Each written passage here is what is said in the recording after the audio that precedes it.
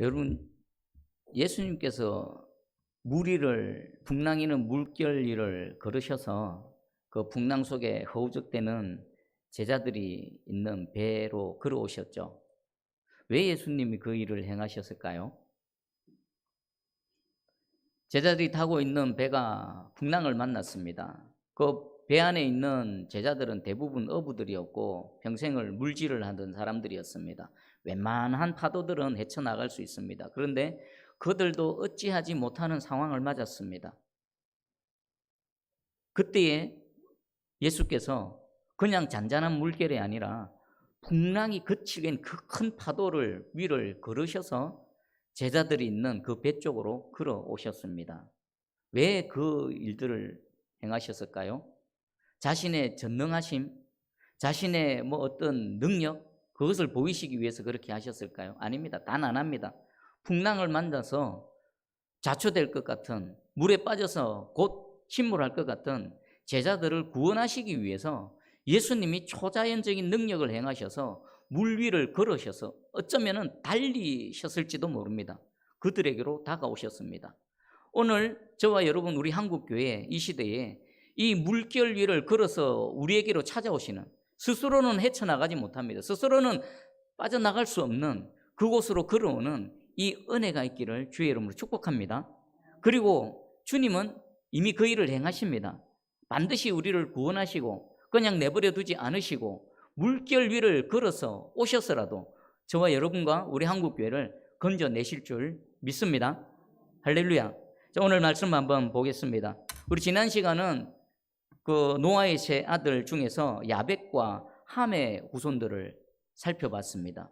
여러분, 야벳과 함의 후손들 보면서 좀 깨달아지는 게 없습니까?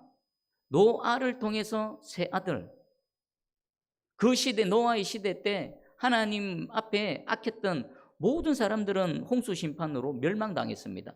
유일하게 노아 한 사람, 그리고 그 세 아들을 통해 하나님은 새 인류, 새 하나님의 나라, 새로운 하나님의 백성들을 이루어 가시려고 하셨습니다. 그런데 야벳과 함의 후손들에는요, 하나님을 대적하는 이름들이 등장합니다. 야벳에게는 고멜, 곡입니다. 마곡, 그리고 또 메대, 요한계시록에 등장하는 곡과 마곡, 아마게돈의 전쟁에 등장하는, 그리고 메대, 페르시아의 그 기초가 되는 메대가 등장하고, 또 함의 후손에서는요, 하나님을 대적했던 최초의 사람, 그리고 최초의 군주 니므롯, 그리고 블레셋 가나안이 등장했습니다. 여러분, 이것을 보면요, 하나님은 계속 우리를 새롭게 하시고 우리를 또 구원해내시고 건져내시고 계속 기회를 주시는데, 우리 인간편에서는 거듭거듭 실패하고 무너지고 망가지는 모습을 볼 수 있습니다. 자, 오늘은 나머지 한 사람입니다. 셈의 후손입니다. 우리가 뭔가를 강조할 때에 앞에 둬서 강조하는 경우도 있습니다. 또 제일 뒤에 둬서 강조하는 경우도 있습니다. 오늘 셈의 후손들을 소개할 때 하나님께서는 뒤에 따로 떼어두어서 셈의 후손을 우리에게 소개하고 있습니다. 우리 21절, 22절 한번 읽어보겠습니다. 자, 시작. 셈은 에벨 온 자손의 조상이요 야벳의 형이라. 그에게도 자녀가 출생하였으니 셈의 아들은 엘람과 아수르와 아르박삭과 룻과 아람이요. 아멘. 셈을 통해서 태어난 자손들, 후손들을 소개하는데 21절에 보니까 특별히 에벨을 따로 떼어서 먼저 소개합니다. 셈은 에벨의 온 자손의 조상이다 라고 말하고 있습니다. 왜 하나님께서 셈의 후손을 소개할 때에 셈의 아들들부터가 아니라 저 뒤에 태어날 에벨을 먼저 언급하셨을까? 이 부분은 잠시 후에 살펴보겠습니다. 아람을 통해서는 우스와 훌과 게델과 마스가 태어났고요. 또 아르박삿을 통해서는 셀라와 에벨을, 또 에벨을 통해서 벨렉과 욕단이라는 두 아들이 태어났습니다. 그리고 에벨의 아들 욕단은요, 26절부터 29절까지 길게 소개됩니다. 무려 13명의 아들을 뒀습니다. 그리고 이 아르박삿의 후손들은요, 지금의 터키와 이란 지역에 이렇게 분포해서 살아갔고요. 25절에 보면은 에벨은 두 아들을 놓고 하나의 이름은 벨렉이라 하였으니 그때에 세상이 나뉘었으며 벨렉의 아우의 이름은 욕단이요. 또 여기 25절에서도 에벨에 대해서 다시 한번 소개하고 있습니다. 에벨의 그 아들 벨렉이 있고요. 벨렉 때에 세상이 나뉘었다라고 지금 하나님께서 말씀하고 있습니다. 자, 그러면 셈의 후손들을 통해 하나님께서 말씀하시고자 하는 부분이 뭔가? 왜 계속 셈 후손을 얘기할 때 벨렉을 얘기하고 에벨을 얘기하고 또 벨렉을 얘기할까? 나뉘었다라는 것이 계속 강조되어지고 있습니다. 우리 지금 이 말씀을 통해서 노아에서 셈입니다. 셈에서 아르박사시입니다. 아르박사에서 셀라에서, 셀라에서 에벨이고 에벨에서 벨렉까지 하나님은 지금 이 라인을, 이 흐름을 우리에게 지금 보여주고 계십니다. 여러분, 벨렉에게서요, 나중에 창세기 11장에 보면은 벨렉에게서 우리의 믿음의 조상 아브라함이 태어납니다. 그리고 아브라함을 통해서 다윗을 통해 우리의 구원자 되신 예수 그리스도가 이 땅에 오시는 겁니다. 그러면 하나님은 보여주시고자 하는 게 뭡니까? 계속 나누시고 갈라내시고 골라내시고 구별해내셔서 그 족보를 통해서 우리를 구원하시는 하나님의 일하심을 보게 하시는 것입니다. 그 예수 그리스도를 통해서 누가 태어납니까? 그 예수를 믿는 믿음으로 영적인 자녀들, 영적인 하나님의 나라가 계속해서 세워져 가고 있는 것입니다. 그 안에 저와 여러분이 있음을 감사하시고 찬양하시기를 바랍니다. 여러분, 족보를 통해서 하나님께서 강조하시는 두 부분이 있습니다. 첫 번째는 출생입니다. 출생. 누가 누구를 낳고 누가 누구를 낳고 그냥 어쩌다가 우연히 태어난 게 아닙니다. 하나님의 창조의 능력이 생명을 주셔서 계속해서 이어지게 하신다는 하나님의 그 창조의 능력을 말씀하시는 거고요. 또 하나는 나뉘었더라. 이건 무엇을 뜻할까요? 분리, 구별, 따로 떼어 놓으심, 거룩하게 하심. 이 족보 안에서는 이 두 가지가 계속 흘러가고 있습니다. 25절에도요. 에벨은 두 아들을 낳고 하나의 이름을 벨렉이라 하였으니 그때의 세상이 나뉘었으며. 벨렉 때에 세상이 나뉘었다. 이것은 어떤 나뉨입니까? 나님에도요, 하나님의 구별에도요, 두 가지 의미가 있습니다. 32절에 홍수 후에 이들에게서 그 땅의 백성들이 나뉘었더라. 똑같은 25절에도 나뉘었더라, 32절에도 나뉘었더라는 똑같은 표현이고 단어입니다. 그런데 의미가 다릅니다. 25절에서의 나뉘면요, 하나님의 택하심, 구별하심, 거룩하게 하심이고요. 그리고 32절에 나뉘었더라는요, 하나님의 흩으심입니다. 이 부분은 잠시 후에 자세히 살펴보겠습니다. 자, 에벨의 두 아들이 있습니다. 에벨의 두 아들, 벨렉과 욕단이 있고, 벨렉의 후손은요, 창세기 10장에는 소개되지 않습니다. 욕단의 아들만 소개되고 있고, 이 벨렉의 후손들은 창세기 11장에서 자세하게 소개됩니다. 창세기 11장 10절에 셈의 족보는 이러하니라. 셈은 100세 곧 홍수 후에 2년에 아르박사를 낳고, 그리고 10절부터 26절까지 셈의 후손이 자세하게 소개되지요. 그 마지막이 아브라함입니다. 자, 그러면 성경에서 셈에서 에벨로, 에벨에서 벨렉으로 나뉘어졌다는 말씀하실 때에 이 하나님께서 말씀하시고자 하는 부분은 뭘까요? 여러분 생각해 보십시오. 벨렉의 때에 세상이 나뉘었다. 벨렉은 쪼개다, 나누다라는 뜻입니다. 벨렉의 때에 나뉘어졌다는 것은 무엇을 뜻할까요? 이것은 우리 다음 시간에 살펴볼 창세기 11장의 바벨탑 사건하고 관계가 있습니다. 창세기 11장 8절에서 9절입니다. 여호와께서 거기서 그들을 온 지면에 흩으셨으므로 그들이 그 도시를 건설하기를 거쳤더라. 그러므로 그의 이름을 바벨이라 하니 이는 여호와께서 거기서 온 땅의 이름을 언어를 혼잡하게 하셨음이니라. 여호와께서 거기서 그들을 온 지면에 흩으셨더라. 지금 이 바벨탑을 쌓는 이들은 누굽니까? 노아의 홍수 심판 이후에 구원의 은혜를 입은 노아의 후손들입니다. 그리고 이들이 지금 쌓는 바벨탑은 무엇입니까?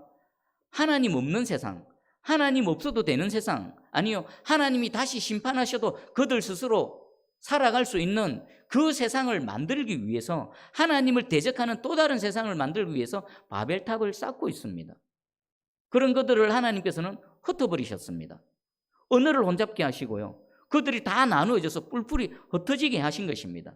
하나님의 나님의 첫 번째 의미입니다. 두 번째 의미는요, 바벨탑을 쌓는 패역한 세대 가운데 하나님의 거룩한 백성이 있었다는 겁니다. 누가요? 벨렉, 나뉘어짐.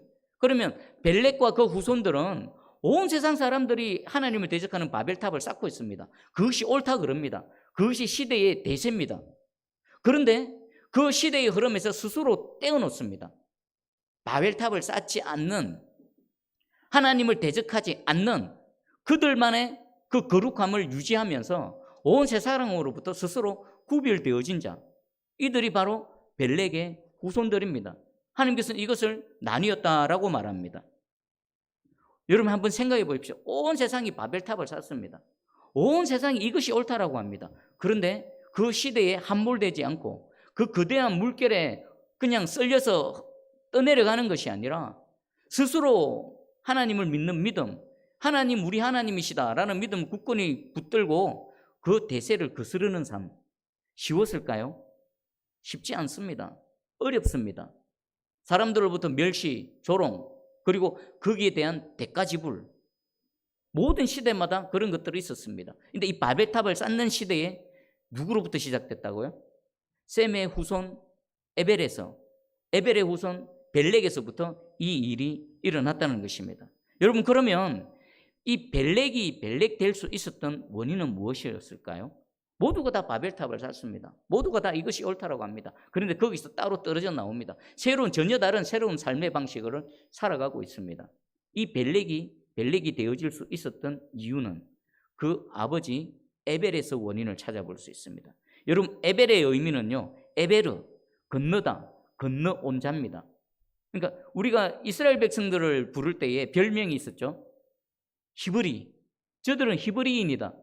히브리의 의미가 뭡니까? 건너온 자입니다. 강을 건너온 자.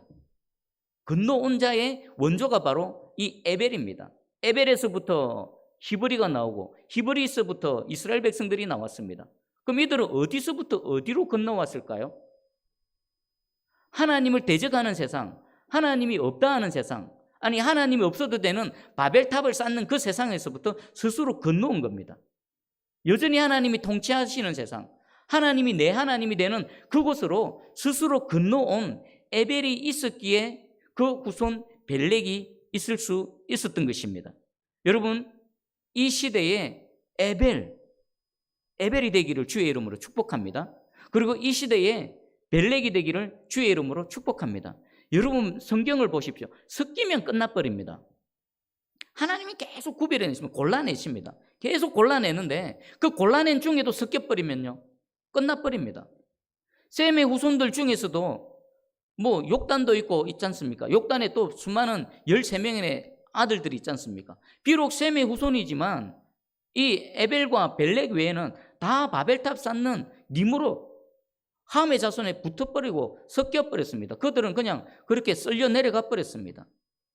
섞이지 않는 자, 거룩함을 지키는 자, 그들을 통해 하나님 계속 일을 행해 나가십니다.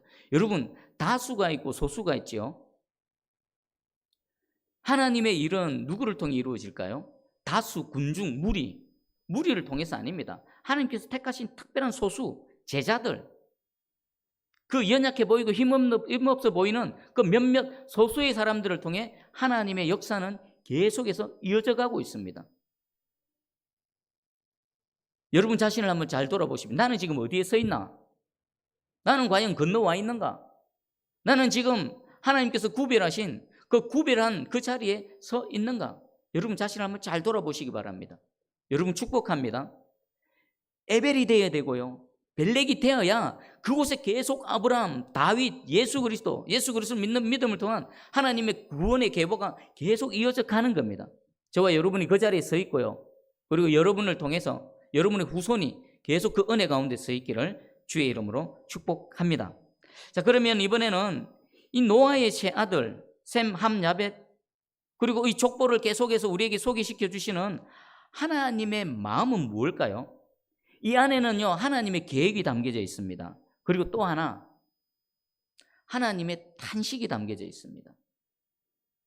자신이 창조하신 그 피조물들, 그 썩어서 부패해져 가서 잘라내면 안 되는 그 아픔, 그럼에도 불구하고 끊임없이 구원의 계획을 이어가시는 하나님의 의지, 이 족보 안에는 하나님의 계획과 그럼에도 불구하고 인간의 실패로 해서 계속 죽어져가고 심판당하는 그들을 바라보시는 하나님의 아픔, 탄식, 눈물, 그럼에도 불구하고 끝까지 포기하지 않으시고 구원의 계획을 이어가시는 하나님의 의지가 이 족보 안에 담겨져 있는 것입니다. 우리 인간편에서 볼까요? 인간은 계속 실패합니다. 하나님이 아담을 창조하셨죠. 또 에덴 동산을 두셔서 그곳에서 살게 하셨습니다. 아담이 부족한 게 있었을까요? 영육간에 부족한 게 있었겠습니까? 전혀 없습니다. 그런데 아담이 실패해버렸습니다. 아담의 한 범죄로 온 인류가 죽는 존재가 되어졌고, 그리고 그 작은 죄가, 원죄가 이 모양 저 모양으로 나타나서 이 인생들을, 우리 살아가는 이 모든 세상들을 지옥이 아닌데도 지옥을 맛보는 그런 세상으로 만들어버렸습니다. 그리고 하나님께서는 아담을 통해서 아벨을 주셨죠. 아벨을 통해 하나님의 거룩한 계보를 이어가기를 원하셨습니다. 그런데 가인이 아벨을 죽여버렸습니다. 그래서 하나님께서는 또 새 생명, 창조의 능력으로 셋을 주셨습니다. 셋을 통해 하나님의 계보를 쭉 이어가는데 온 세상은 어땠습니까? 노아 시대 때 노아와 그 가정 외에는 다 심판할 수밖에 없을 정도로 타락해버린 겁니다. 하나님께서는 노아를 통해서 또 새롭게 일을 시작하시지요. 그 세 아들 셈과 함과 야벳을 통해서 새로운 나라, 새로운 하나님의 꿈을 꾸시는데 그 중에서도 또 타락하고 하나님을 대적하고 바벨탑을 쌓고 인간은 계속 실패해 갑니다. 그럼 하나님은 어떻게 하십니까? 인간은 실패하는 과정 속에 있지만 하나님은 계속 창조의 능력으로 구별하시고 또 없는 것을 있게 하시고 생명을 부어주셔서 계속 일을 이끌어 가십니다. 모든 인간들이 바벨탑을 쌓는 그때에 에벨을 건너오게 하시고 에벨을 통해 그 바벨탑을 쌓는 곳에서 스스로 구별하는 벨렉을 창조하셔서 하나님의 사역을 계속 진행해 가고 있는 것입니다. 여러분, 하나님의 이 족보를 통해 담겨져 있는 하나님의 마음 한번 깊이 묵상해 보시기 바랍니다. 하나님은 지금도 이 세상을 바라보면서 눈물을 흘리십니다. 탄식을 하고 계십니다. 단 한 영혼이라도 먼저 구원받은 저와 여러분을 통해 먼저 건너온 자들, 그리고 구별되어진 자들을 통해 또다시 그들을 불러내셔서 그 죽음과 그 죄악과 그 고난과 그 절망 가운데서 구원해내시기를 원하는 하나님의 마음이 이 안에 다 담겨져 있습니다. 그리고 저와 여러분을 통해서 그 일을 계속 행해 나가시기를 하나님은 간절히 원하고 계십니다. 그런 거룩의 통로, 또 거룩의 도구가 되기를 주의 이름으로 축복합니다. 자, 그러면 이 인간의 후손을 통한 구원의 사역과 이제 예수 그리스도를 통해서 구원을 이루어 가시는 하나님의 구원의 사역을 한번 비교를 해보겠습니다. 목적은 똑같습니다. 구원하시는 거, 건져내시는 거. 그런데 예수 그리스도가 이 땅에 오기 전까지 하나님은 인간의 족보를 통해 일하셨습니다. 계속해서 창조하시고 또 구별해내시고 그 속에서 일을 하셨는데, 인간의 후손을 통한 구원의 사역과 예수 그리스도를 통한 구원의 사역에는 근본적인 차이가 있습니다.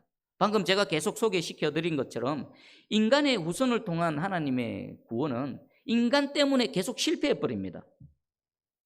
그러나 예수 그리스도를 통한 구원의 사역은 어떻습니까? 완전하면서 실패가 없습니다. 왜 그렇습니까? 성령의 능력으로 그 일을 행해 가시기 때문입니다. 우리에게 믿음을 주십니다. 선물로 믿음을 주십니다. 주의 이름을 듣게 하시고 주의 이름을 들은 자가 하나님의 믿음의 선물을 받습니다. 그러면 죄인이요 죽을 존재가 의롭다라고 인정받습니다. 그러면 그 의롭다고 인정받은 자는 하나님의 자녀가 됩니다. 하나님 나라에 소속이 되어집니다. 그리고 그대로 내버려 두십니까? 성령께서 계속 우리를 이끌어 가십니다. 성화의 단계, 더 거룩하게, 더 정결하게, 더 자라나게, 그리고 마지막에 영화의 단계까지 이끌어 가십니다. 인간 편이 아니라 인간이 계속 실수하고 계속 실패하니까 하나님께서는 예수 그리스도를 통해서 우리에게 성령을 주시고 그 성령의 사역을 통해 우리를 실패하지 않게끔 완전한 구원을 이루어 가시는 하나님의 은혜가 예수 그리스도를 통해 시작되어진 것입니다. 로마서 8장 4절입니다. 육신을 따르지 않고 그 영을 따라 행하는 우리에게 율법의 요구를 이루어지게 하려 하심이니라. 이겁니다. 인간의 후손을 통해서 계속 하셨는데 인간은 계속 넘어지고 실패하는 겁니다. 그래서 성령께서 우리 안에 들어오셔서 창조주 하나님이 이 질그릇 같은 우리 안에 들어오셔서 하나님의 성전 삼아 주시고 우리와 함께 하시며 우리를 이끌어 가시는 겁니다. 그냥 내버려 두면요, 할 수 없는 그것을 성령께서 함께 하셔서 그 모든 하나님의 요구를 만족시키시고 이루게 하셔서 구원을 완성하신다라는 것입니다. 여러분, 이 은혜가 깨달아지기를 주의 이름으로 축복합니다. 그러면 이 은혜를 입은 우리는 계속해서 어떤 상태에 놓여져 있어야 될까요? 바로 에벨처럼, 그리고 벨렉처럼 되어지는 겁니다. 에벨, 아바르, 히브리, 오늘날로 표현하면요, 그리스도인입니다. 그리스도인, 건너온 자. 오늘날의 그리스도인은 어떨까요? 세상으로부터 나온 자입니다. 세상에서부터 하나님의 나라로 들어온 자입니다. 에벨처럼 사는 것은요, 세상에 속하지 말고 하나님께 속한 자가 되어지는 겁니다. 그러면 하나님께 속한 자의 가장 큰 특징이 뭘까요? 뭐겠습니까? 세상에 속한 사람들의 특징은 뭡니까? 세상이 답니다. 세상이 전부입니다. 세상에 얼마나 미련을 둡니까? 이 땅에서 천년 만년 살 것 같이 쌓고 모으고 집착하고 미련을 버리지 못합니다. 그러면 세상에서 건너오고 하나님께 들어온 자는 어떻게 됩니까? 세상에 미련이 없습니다. 여러분, 세상에 미련이 있습니까? 이 세상은 하나님의 심판의 대상입니다. 완전히 없어져야 됩니다. 성경은 말합니다. 요한복음 15장 19절, 너희가 세상에 속하였으면 세상이 자기의 것을 사랑할 것이나 너희는 세상에 속한 자가 아니요 도리어 내가 너희를 세상에 택하였기 때문에 세상이 너희를 미워하느니라. 하나님께 속한 자의 특징은 세상에 미련이 없습니다. 세상을 사랑하지 않습니다. 왜요? 더 영원한 가치를 알고 더 영원한 것을 추구하기 때문에 이 세상을 사랑하지 않습니다. 디모데후서 4장 10절에 대만은 이 세상을 사랑하여 나를 버리고 데살로니가로 갔고, 대만은 사도 바울의 동역자였습니다. 예수 그리스도를 믿는 믿음으로 함께 그 복음의 사역을 위해 헌신했던 자입니다. 그런데 대만은 바울을 버리고 세상으로 가버렸습니다. 왜 그렇습니까? 이 세상을 사랑하여, 이 세상을 사랑하면요, 절대로 하나님께 속할 수가 없습니다. 언젠가는 하나님을 떠나게 됩니다. 세상의 끈을 끊어버려야 됩니다. 세상에 미련이 없어야 됩니다. 요한일서 2장 15절입니다. 이 세상이나 세상에 있는 것들을 사랑하지 말라. 누구든지 세상을 사랑하면 아버지의 사랑이 그 안에 있지 아니하니. 세상을 사랑하게 되면요, 바벨탑을 동경하게 됩니다. 자기 자아를 추구하게 됩니다. 세상에 있는 화려한 것들을 사랑하게 됩니다. 결코 하나님께 머물러 있을 수가 없습니다. 여러분, 먼저 에벨이 되시기를 주의 이름으로 축복합니다. 그리고 두 번째, 벨렉은요, 바벨탑을 쌓는 세상으로부터 스스로를 계속 떼어놓는 겁니다. 시편 2편 2절입니다. 세상의 군왕들이 났으며 관원들이 서로 꾀하여 여호와와 그의 기름 부음 받은 자를 대적하며. 지금 이 세상이 그렇습니다. 세상의 모든 군왕들, 세상의 모든 권력들, 세상의 모든 철학과 사상들, 주장들은요, 여호와 하나님을 대적합니다. 여호와만 대적합니까? 그의 기름 부은 자는 예수 그리스도십니다. 예수 그리스도를 여전히 조롱하고 멸시하고, 그리고 예수 그리스도를 믿는 자들, 하나님의 백성들을 학대하고 핍박하는 그런 세상 가운데 있습니다. 모양은 다릅니다. 시대마다 모양은 다릅니다. 하지만 본질은 똑같습니다. 그 시대를 저와 여러분이 살아가고 있습니다. 그리고 뭐라고 말합니까? 바벨탑 쌓는데 동참하라. 너 거기 있지 말고 뭐 하느냐? 바벨탑 쌓는데 동참하라. 동참하지 않으면요, 핍박하고요, 학대하고요, 대가를 지불하게 하는 것입니다. 여러분 소속을 분명히 하시기 바랍니다. 건너와야 될 뿐만 아니라 건너온 그 자리, 바벨탑 쌓는 세상에서 여러분을 거룩하게 지켜내셔야만 하는 겁니다. 그리고 한 걸음 더 나아가야 됩니다. 나를 거룩하게 지켜낼 뿐만 아니라 바울이 이렇게 고백했습니다. 골로새서 2장 4절에 나는 이제 너희를 위하여 받는 괴로움을 기뻐하고 그리스도의 남은 고난을 그의 몸된 교회를 위하여 내 육체에 채우노라. 여러분, 그리스도인으로 당하는 고난 있지요. 그것은 그냥 나 개인의 고난이 아닙니다. 하나님을 예배드리기 위해서 당하는 여러 가지 대가지불과 고난 있지요. 핍박 있지요. 그것은 그냥 개인의 문제, 그 교회만의 문제가 아닙니다. 그것은요, 그리스도의 남은 고난을 우리 가운데 채워나가는 것입니다. 오히려 할렐루야 하시기 바랍니다. 예배드리다가 핍박당하는 거, 그리스도의 남은 고난, 내가 진짜 하나님의 동력자구나, 우리 교회가 정말 하나님의 교회구나라는 것을 나타내 보이는 것입니다. 여러분 직장에서, 또 가정에서, 여러분 속속해 있는 모든 공동체에서 그리스도인이기 때문에 당하는 그런 고난, 지금 어느 교회의 부목사님이 이렇게 탄식을 했다는 내용을 들었습니다. 주일학교 아이들이 있으면 중고등부 아이들입니다. 부끄러워서 학교를 가지를 못하겠답니다. 친구들 앞에 나서지를 못하겠답니다. 지금 한국 교회와 교회 성도들은 어떤 취급을 당합니까? 바이러스 전파의 원흉으로 취급당하지 않습니까? 교회가 완전히 이 시대에 어떤 암덩어리 취급을 당합니다. 그래서 아이들이, 그 감수성이 예민한 아이들이 부끄러워서 친구들 앞에 학교를 가지를 못하겠다라는 겁니다. 그 아이들이 이겨낼 수 있는 건 뭡니까? 내가 누군가 건너온 자고, 그리고 지켜야 되는 자고, 그것 때문에 당하는 고난을 탄식하고 눈물을 흘릴 것이 아니라 오히려 그리스도의 남은 고난을 내 육체에 채운다라는 이 비밀을 알고 오히려 기뻐하고 감사해야 된다는 겁니다. 여러분 이 비밀을 아시고요, 여러분 살아가는 동안에 또 이 상황이 어떻게 더 럭비공처럼 어디로 튈지 모릅니다. 그럴지라도 하나님이 요구하시고 하나님이 원하시는 것이 무엇인지 정확하게 깨달아 알아서 그곳에 항상 서 있기를 원합니다.